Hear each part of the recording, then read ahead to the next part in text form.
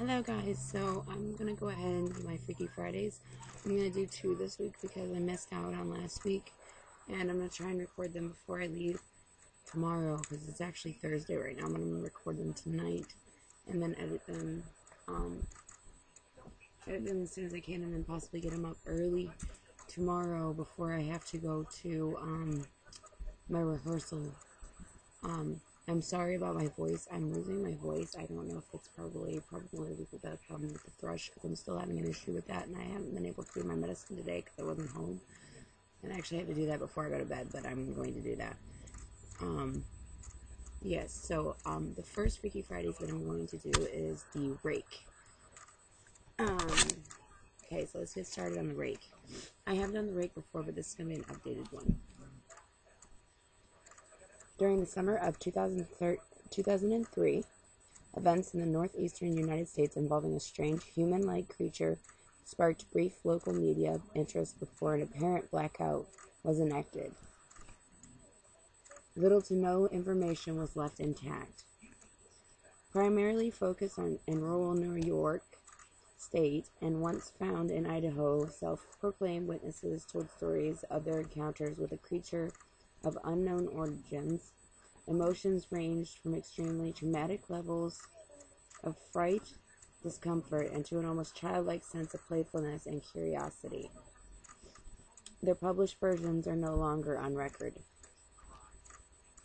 A suicide note in 1964. As I prepare to take my life, I feel it necessary to assuage any guilt or pain I have introduced through this act. It is not the fault of anyone other than him, for once I woke I felt his presence, and once I woke I saw his form. Once again I woke, and I heard his voice, and looked into his eyes. I cannot sleep without fear of what I might next await to experience, and I cannot ever wake. Goodbye. Found in the same wooden box were the 2 empty envelopes addressed to William and Rose, and 1 loose personal letter with no envelope. Dearest Linny, I have prayed for you. He spoke your name.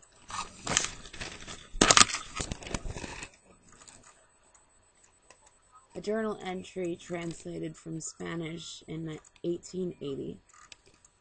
I have experienced the greatest terror. I have experienced the greatest terror. I have experienced the greatest terror. I see his eyes when I close mine. They are hollow, black. They saw me and pierced me. His wet hand, I will not sleep. His voice. A mariner's log in 1691. He came to me in my sleep from the foot of my bed. I felt a sensation. He took everything. He must return to England. We shall not return here again, at the request of the rake. From a witness in 2006. 3 years ago, I had just returned from a trip from Niagara Falls with my family for the 4th of July. We were all very exhausted after a long day of driving, so my husband and I put the kids right to bed and called it a night. At about 4 a.m., I woke up thinking my husband had gotten up to use the restroom. I used a woman to steal back the sheets, only to wake him in the process. I apologized and told him I thought he got out of bed.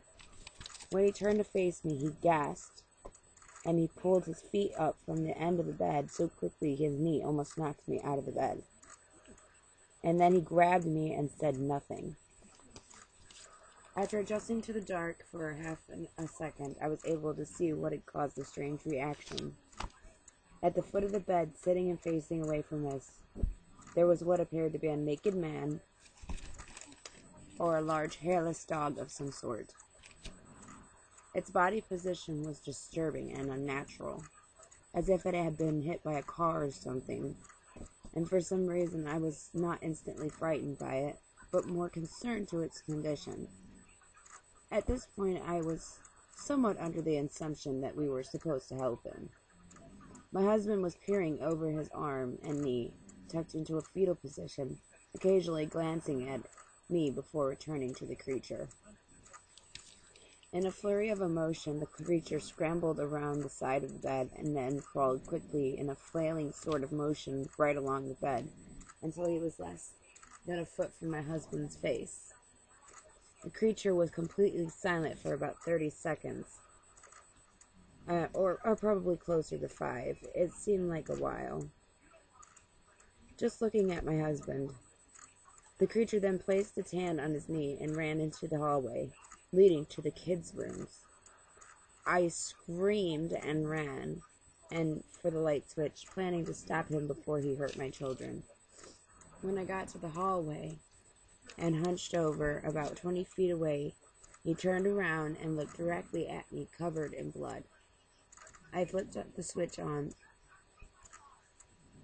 and flipped the switch on the wall and saw my daughter, Clara. The creature ran down the stairs while my husband and I rushed to help our daughter. She was very badly injured and spoke only once more in her short life. She said, "He is the rake." My husband drove his car into the lake that night while rushing our daughter to the hospital, and they did not survive.